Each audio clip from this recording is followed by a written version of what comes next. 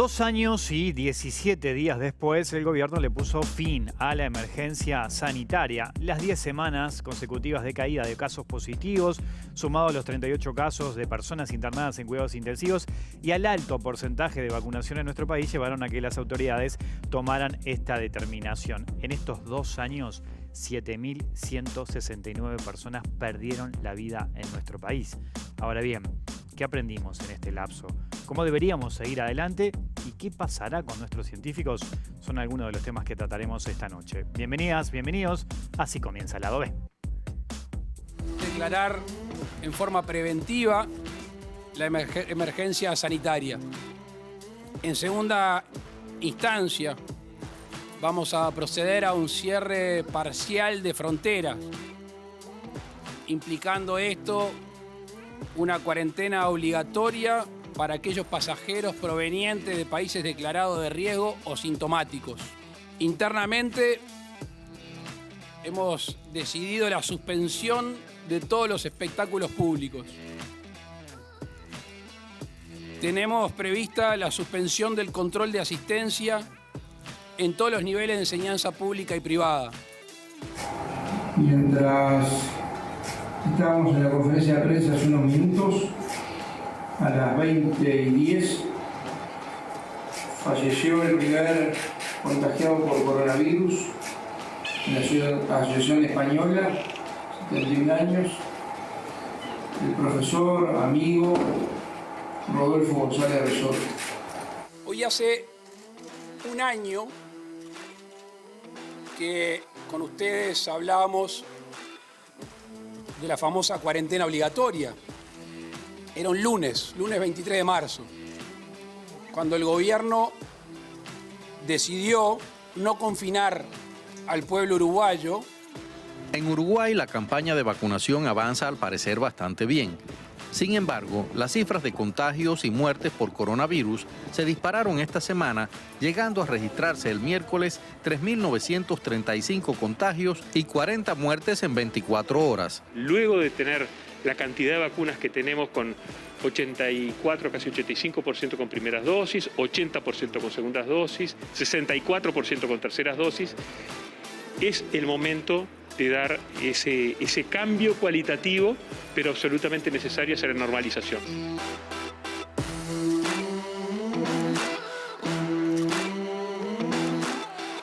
Para hablar de este tema tenemos ya en piso a uno de los científicos más destacados de nuestro país, que en este último tiempo tuvo muchísimo trabajo, el doctor Gonzalo Moratorio. Gonzalo, gracias por acompañarnos. ¿Cómo estás? Gracias a ustedes. Muy bien. Vos sabés que hace un tiempito presencié una charla de unos escolares, ¿no? En un salón con la maestra. Y en un momento, la típica pregunta, ¿no? De qué quieren ser cuando sean grandes. Y me acuerdo que uno de los chiquilines dijo, yo quiero ser científico. Y te nombró, dijo, y quiero ser como Gonzalo Moratorio porque es como el Luis Suárez de los científicos, dice. Y yo dije, me llamó la atención la comparación, dije... A mí también, dije, a mí me llama mucho la atención. Qué interesante que esto llegue a los chiquilines que hoy quieren ser científicos, muchos de ellos, y esa comparación.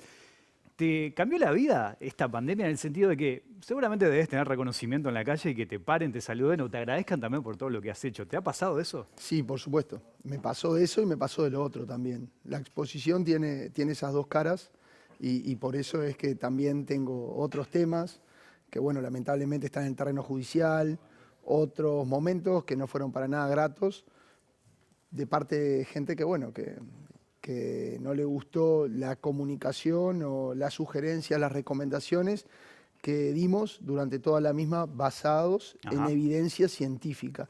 Y con respecto a lo de los niños es muy lindo. En todo este tiempo con el equipo del laboratorio, inclusive de forma personal, he podido recorrer cada vez que me llaman distintas escuelas públicas, también privadas, para charlar y acercar un poco a los más chicos y a las más chicas a la ciencia, ¿no? Más allá de esos momentos desagradables que contabas, supongo que cuando pones en la balanza son más los positivos, ¿no? Del reconocimiento y el trabajo que vienen haciendo ya hace un tiempo. Sí, sí, sí. Claramente uno se queda con el afecto y con el cariño de la gente, que realmente estuvo bueno y más de una vez también uno ligó alguna cervecita o algo sin esperarla. Ajá, llegaron regalos, digamos. Llegaron regalos. Bueno, ya vamos a hablar de cómo está la ciencia uruguaya y qué se puede esperar para el futuro, porque esto es interesante también hablar. Pero vayamos a esto último, ¿no? ¿Cómo tomás esta decisión del gobierno de decretar el cierre de esta emergencia sanitaria? ¿Crees que es el momento adecuado para hacerlo? Bien, son decisiones que tienen un índole político y que por lo tanto se basan o impactan en un fenómeno biológico. Desde el punto de vista de este fenómeno, creo que existen indicadores que, permiten a uno acercarse a esta decisión. Igualmente, creo que no tiene que ser todo blanco o todo negro. Podría uno quedarse en algunos aspectos en un gris. Creo que es como veníamos, pero inclusive abriendo más cosas. Con esto lo que estoy diciendo es que tal vez las sugerencias que se van a hacer en cuanto al uso de tapabocas, que no van a ser más obligatorios y demás, para algunos rubros tal vez podrían ser realmente un poco más que sugerencias. Por ejemplo, pensemos el transporte público, por ejemplo, demás, pero de modo de ir siguiendo de forma muy cerca la dinámica de esta pandemia en el mundo. Porque más allá que el Uruguay esté muy bien, hay que pensar que estamos situados en el continente, increíblemente, Sudamérica es el continente con mayor tasa de vacunación. Y dentro de Sudamérica, Uruguay lidera, está en los primeros lugares con los porcentajes que recién escuchábamos en el tape, de arriba del 80% de 2 dosis, de arriba del 60% de 3 dosis, y con números que claramente indican que podemos acercarnos a este tipo de decisiones, pero una vez más son terrenos políticos que como científico prefiero decir está bien, pero hay que tener mucho énfasis en que hay otros lugares del mundo, pensemos por ejemplo en África, que tiene únicamente un 15% de su población con 2 dosis y que sabemos que estamos todos en el mismo barco. Por lo tanto, la vigilancia genómica, el entender qué circula, por dónde entra, si existen nuevas adaptaciones del virus a través de mutaciones que son totalmente naturales cuando replica, va a ser fundamental para tomar medidas si son necesarias. Vos mencionabas recién el hecho de que capaz que en el servicio de transporte público sería aconsejable mantener la obligatoriedad del tapaboca. Pero esa modo es una opinión personal y es pensando un poco, ahora viene el invierno, porque uno podría decir, ¿y por qué el transporte público y no los shoppings, donde hay un montón de personas también y demás circulando? Pero uno piensa que en el invierno va a ser más difícil ventilarlos, por ejemplo, y el intercambio de gente y el espacio es más reducido que tal vez en esas áreas más grandes en superficie, como son, por ejemplo, los centros comerciales y demás, pero es únicamente una opinión personal. Creo que hay un montón de indicadores que de alguna manera indican que, valga la redundancia, esto puede ser feasible. Tuvimos la ola Omicron que generó récord de casos. Me quedo con lo que mencionabas recién, estuvimos protegidos por la alta tasa de vacunación y eso llevó a que, si bien tuvimos un montón de casos y seguramente mucha gente se contagió que nos puede estar mirando, después tuvo un comportamiento que, si se quiere, fue bastante esperable. Compartís esa visión, sobre finales de febrero se fue bajando, tuvimos un pico bastante alto si lo comparamos con otros países. A partir de eso, te pregunto, vos hablabas, este virus puede mutar, ya lo ha hecho, tuvimos distintas variantes. ¿Es esperable que tengamos a futuro alguna situación similar o crees que eso ya no puede ocurrir? No, en biología lo que sabemos es que nada es lineal y el fin último de los que hacemos un poco de biología evolutiva es poder adelantarnos a la innovación de un patógeno, es poder predecir como jugadores de ajedrez el próximo movimiento del patógeno para estar mejor preparados. Ese es el fin último que persigue la biología evolutiva y es prácticamente inalcanzable, es un ideal. ¿Qué es lo que quiero decir con esto? Que es prácticamente imposible de predecir lo que puede hacer un virus cuyo genoma está constituido de RNA, lo cual le confiere una gran adaptabilidad, está en el número 1 de los evolucionadores, por llamarlo de alguna manera en el mundo, y por lo tanto creo que las probabilidades decrecen, son menores de que esto ocurra, pero nunca se pueden descartar de forma completa por los componentes que recién nombrábamos, por ejemplo, bajas tasas de vacunación en otras partes del mundo y un mundo extremadamente conectado y globalizado. Más allá de eso, también es importante destacar que Omicron contribuyó de forma muy directa a generar esta inmunidad híbrida.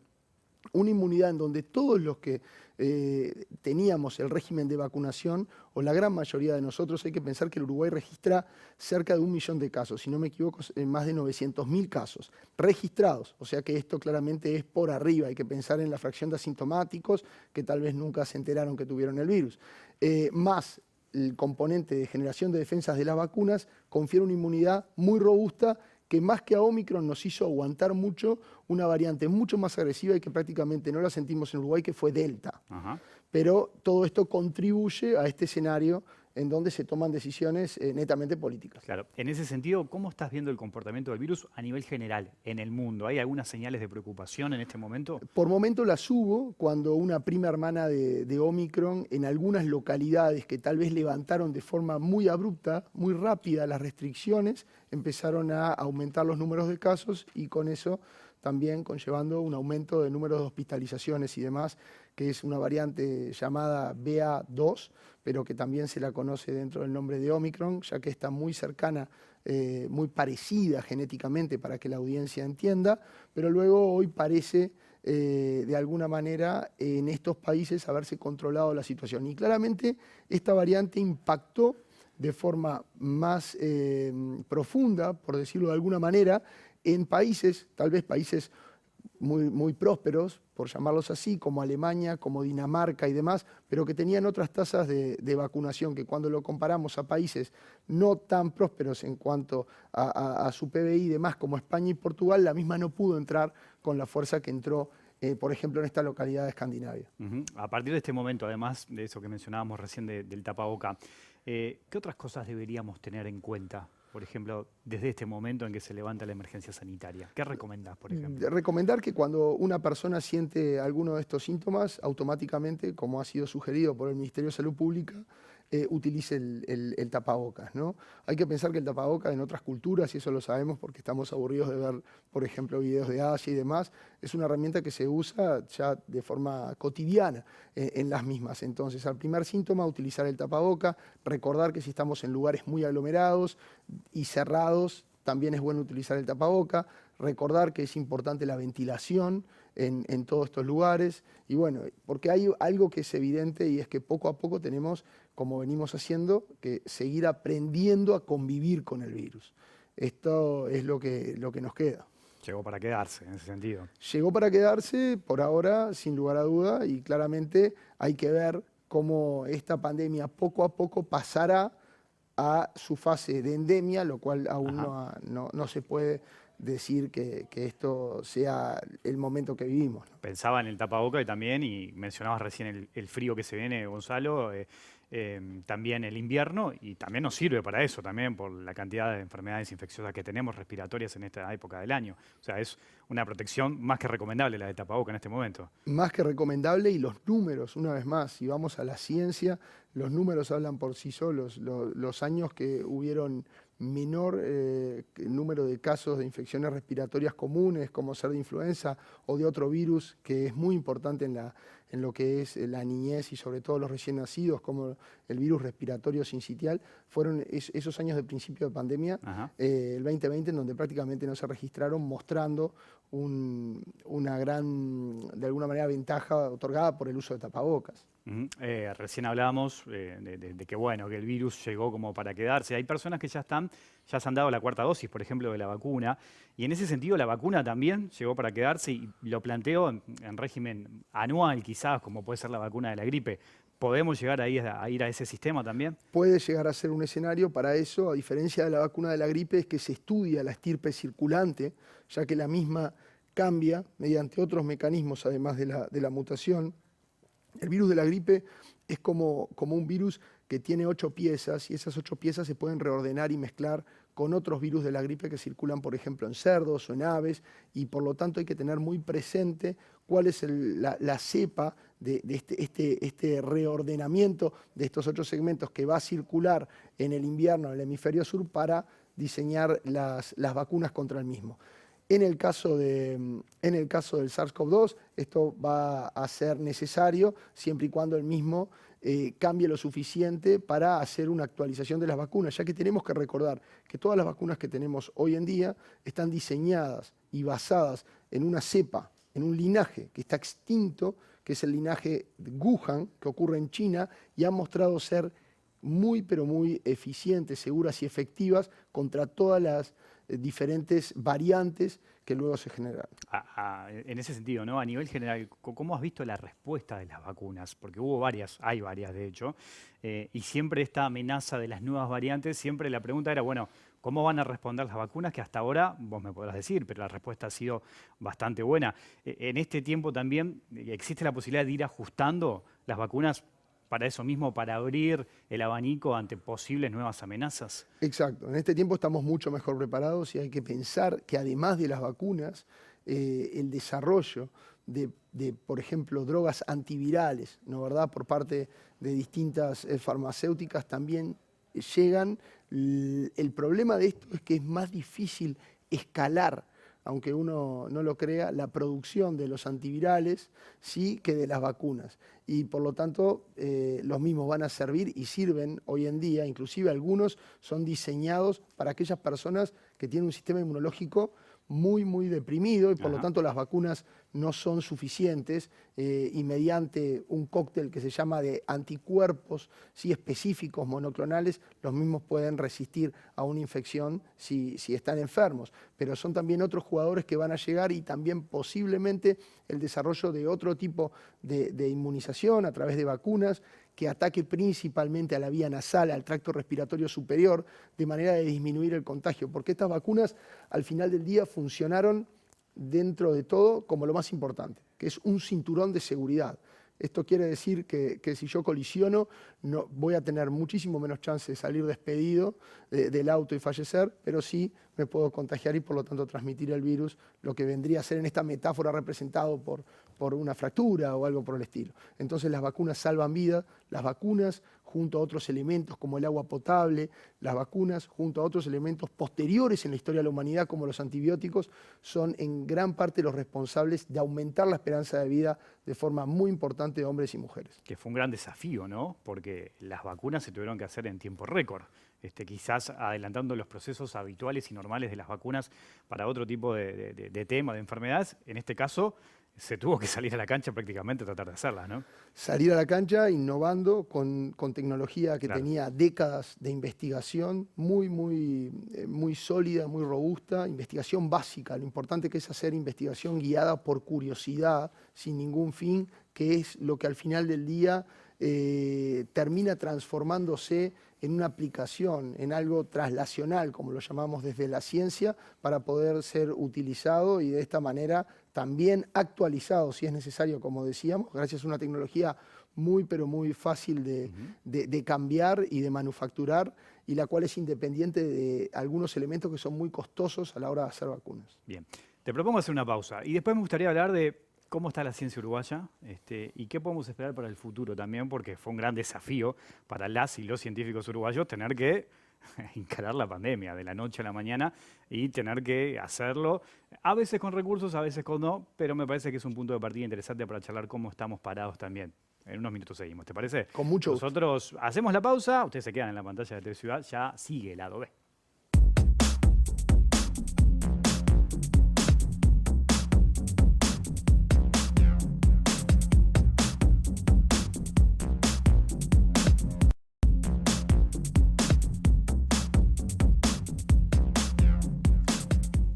Seguimos en vivo aquí en Lado B, en la pantalla de TV Ciudad, hablando con el doctor Gonzalo Moratorio. Te decía recién, Gonzalo, antes de la pausa, que si se quiere, si se puede rescatar algo positivo de la pandemia, fue también ver cómo está trabajando los científicos, las científicas y los científicos uruguayos, ¿no? No quiere decir que no venían trabajando, lo hacían, muchas veces en silencio, muchas veces no nos enterábamos de lo que estaban haciendo, pero con la pandemia muchos de ustedes salieron a escena y también mucha gente conoció la calidad de la ciencia uruguaya, porque la verdad que tuvo una actuación y tiene una actuación muy destacada y fue muy importante, asesorando, pero también comunicándole a la población. ¿Crees que hay un punto de partida, que hay un antes y un después para los científicos uruguayos a partir del COVID? Y es lo que me gustaría a mí, como a todos y todas las científicas, creer, ¿no, verdad?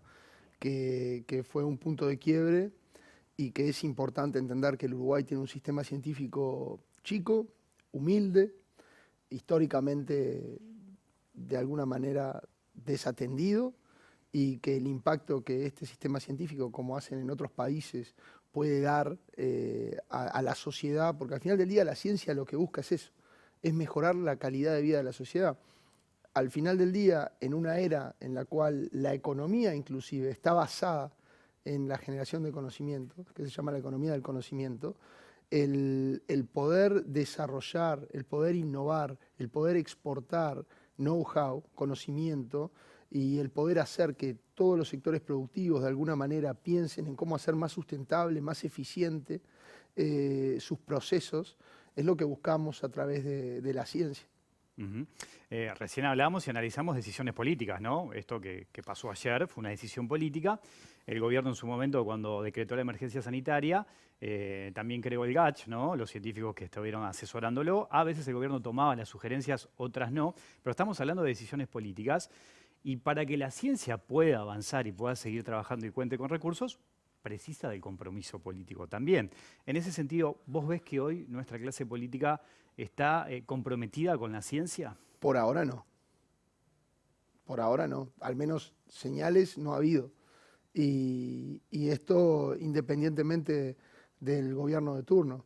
O sea, creo que hace ya un par de gobiernos que no hay señales claras y que la ciencia tiene que ser una política de Estado por sobre el gobierno.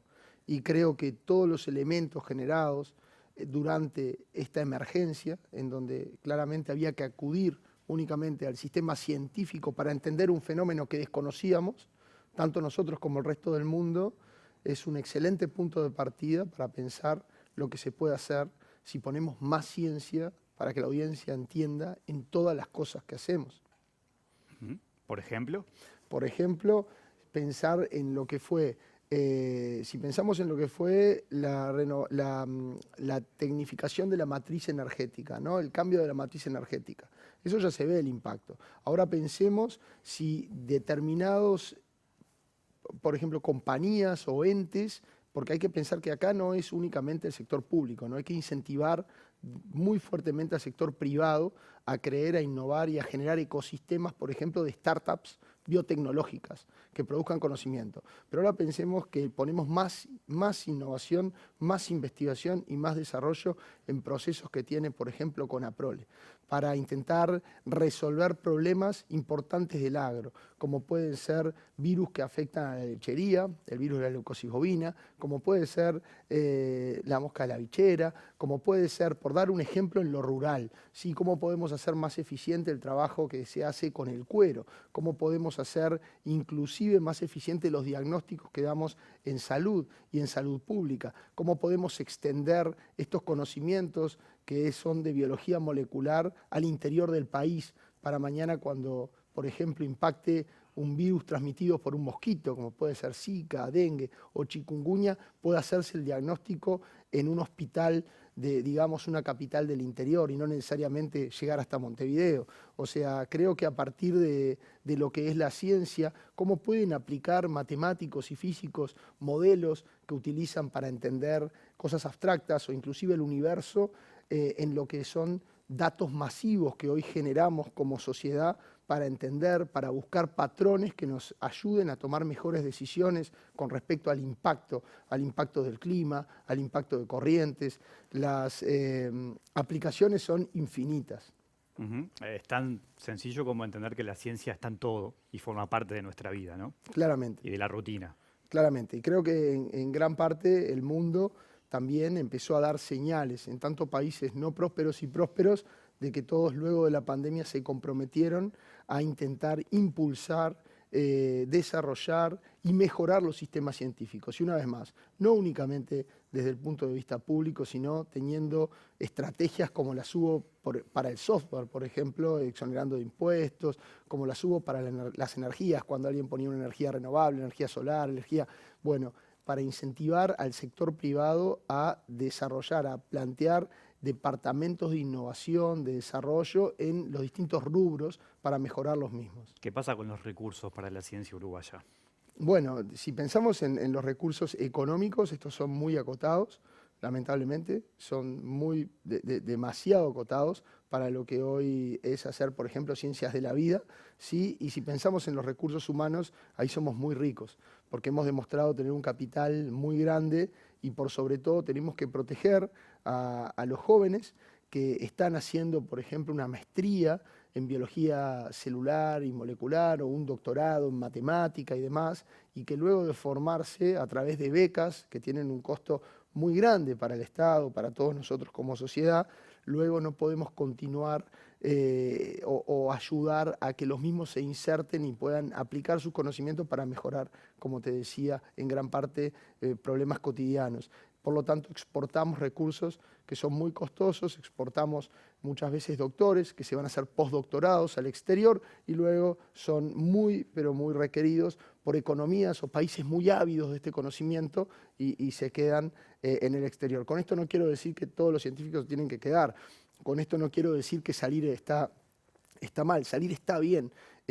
Yo particularmente Vos estudiaste en París. Estuve 6 años en Francia, estuve 1 año en los Estados Unidos antes, pero mi maestría y mi doctorado los hice en el Uruguay, ¿sí? Principalmente. Entonces es importante el salir, el aprender, el ponerle cara a esos artículos que uno lee de nombres que de alguna manera cambian las ideas, cambian los paradigmas, conocerlos, debatir, discutir, aprender y luego decidir si poder volver, y ahí es importante repatriar, tener programas claros de inserción, o también perfectamente pueden quedarse y desde el exterior ayudar mucho al país.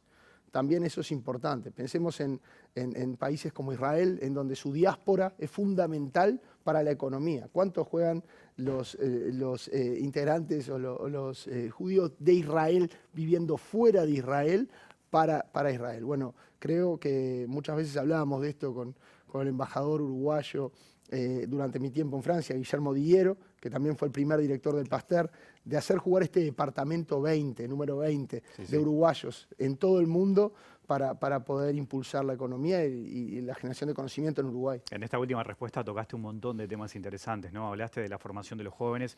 Vos junto a Pilar Moreno trabajan con muchos jóvenes aquí en el Uruguay. Hablaste de la formación, hablaste de aquellos que se van fuera del país a probar experiencia, a estudiar, a prepararse. Los que se quedan fuera del país, que termina siendo una pérdida para el Uruguay, y están los que vuelven. Que para que vuelvan y puedan sentirse cómodos y a gusto acá en Uruguay, se necesita de recursos, esos recursos que recién estábamos hablando. Seguramente a vos te tocó la posibilidad o te llegan ofertas para poder trabajar en el exterior, sin embargo te quedás acá en el Uruguay. Es en parte un poco esto que venías contando, de decir, bueno, no nos olvidemos del país, trabajemos por el Uruguay también.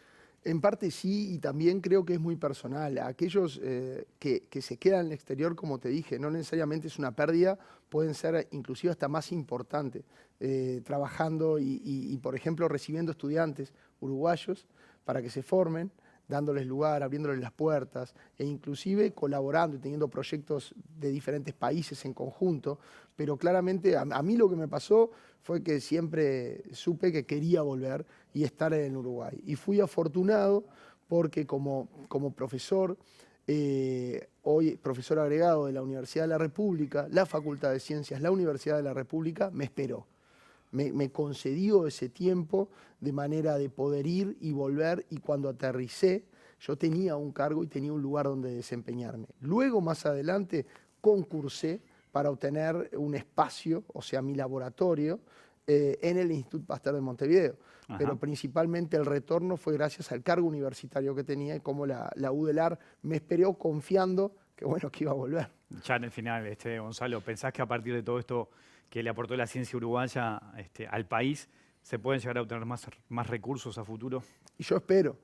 Yo creo que sería realmente muy evidente, luego de todo lo logrado, conseguido y el trabajo que principalmente fue honorario y sin pedir absolutamente nada a cambio por parte de la comunidad científica, el dejar ir este impacto sin decir, bueno, por acá viene la mano, es acá donde hay que apostar, hay que innovar, hay que invertir, hay que activar, hay que estimular distintos sectores para que la ciencia juegue un rol cada vez más preponderante en el país. Se nos fue volando el tiempo, nos quedaron un montón de temas para tocar. Por ejemplo, uno que es muy importante, y es que en estos 2 años de pandemia, en donde las científicas y los científicos se dedicaron a trabajar y a colaborar con el país en este tema puntual, dejaron de lado un montón de proyectos, los proyectos con los que venían trabajando antes de la pandemia, esos proyectos que muchas veces se trabajaba en silencio. Supongo que a vos te debe haber pasado mucho que tuviste que dejar a un costado cosas con las que venías trabajando. Totalmente, totalmente. Vine con mucha ilusión, con líneas de investigación de lo que fue mi vida francesa, por decirlo de alguna manera, las cuales tuvieron que ser encajonadas y dedicar toda nuestra fuerza junto a Pili Moreno y todo el equipo, un equipo de muchísimos jóvenes, también Juan Cristina, para bueno, poder investigar, poder otorgar y generar herramientas para la detección y para el monitoreo. Acordémonos que también nosotros estamos haciendo la secuenciación de todos los virus para entender qué es lo que hay, qué entra, dónde estamos parados. Bueno, te propongo seguirla otro día y hablamos de eso, de todo lo que quedó pendiente, que son temas proyectos muy importantes también. Con mucho gusto. Gonzalo, claro que ha sí. sido un gusto tenerte aquí en la web. El gusto es mío, Wilmar. Gracias por la invitación. Bueno, nosotros volvemos mañana en vivo a las 20 horas, pero ustedes se quedan en la pantalla de TV Ciudad. Que pasen bien. Chao.